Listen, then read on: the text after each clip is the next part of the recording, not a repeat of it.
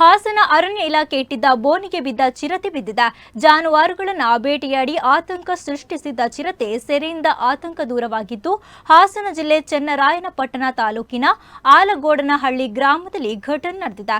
ಗ್ರಾಮದ ಕುದ್ದೂಸ್ ಎಂಬವರ ತೋಟದಲ್ಲಿ ಅರಣ್ಯ ಇಲಾಖೆಯವರು ಬೋನನ್ನ ಇಟ್ಟಿದ್ರು. ಸುತ್ತಮುತ್ತಲಿನ ಹಳ್ಳಿಗಳಲ್ಲಿ ಜಾನುವಾರು ಬೇಟೆಯಾಡುತ್ತಾ ಚಿರತೆ ಆತಂಕವನ್ನು ಸೃಷ್ಟಿಸಿತ್ತು. ಚಿರತೆ ಸೆರೆ ಹಿಡಿದು ಸ್ಥಳಾಂತರ ಮಾಡಲು ಗ್ರಾಮಸ್ಥರು ಒತ್ತಾಯಿಸಿದ್ದು, ಕೊನೆಗೂ ಚಿರತೆಯನ್ನ ಅರಣ್ಯಕ್ಕೆ ಸ್ಥಳಾಂತರ ಮಾಡಲಾಗಿದೆ.